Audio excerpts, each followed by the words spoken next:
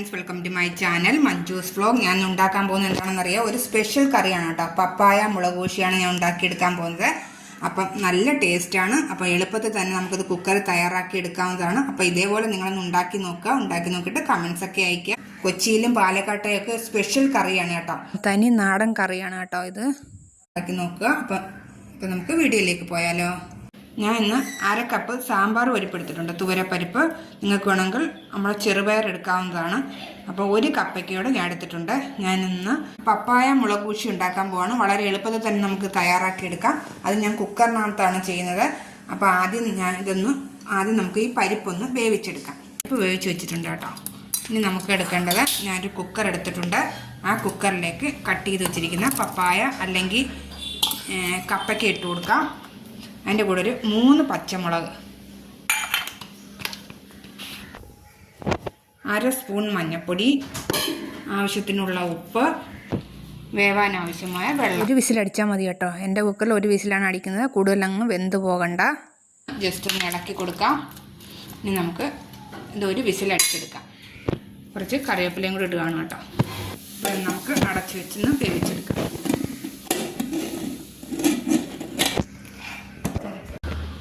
അപ്പോൾ ഇനി നമുക്ക് തുറന്ന് നോക്കാം.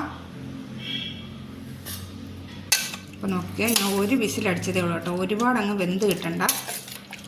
അപ്പോൾ ഇനി നമുക്ക് വേവിച്ച് വെച്ചിരിക്കുന്ന പരിപ്പ് ഇതിലേക്ക് ഇട്ട് കൊടുക്കാം. നമുക്ക് തേങ്ങയൊന്നും അരയ്ക്കേണ്ട ആവശ്യമില്ല കേട്ടോ. ഇത് കാഞ്ഞൂർ പാലക്കാട് സൈഡിലുള്ള കറിയാണ് കേട്ടോ ഇത്. ഇതെനിക്കൊരു റിലേറ്റീവ് പറഞ്ഞു തന്നതാണ്. അപ്പം ഞാൻ ആദ്യമേ ഇതൊന്ന് ഉണ്ടാക്കി നോക്കി. അപ്പം നല്ല ടേസ്റ്റ്. അപ്പം ഇത് രണ്ടാമതൊന്നും ഉണ്ടാക്കിയിട്ട് യൂട്യൂബിൽ അപ്ലോഡ് ചെയ്യാമെന്ന് വിചാരിച്ചു.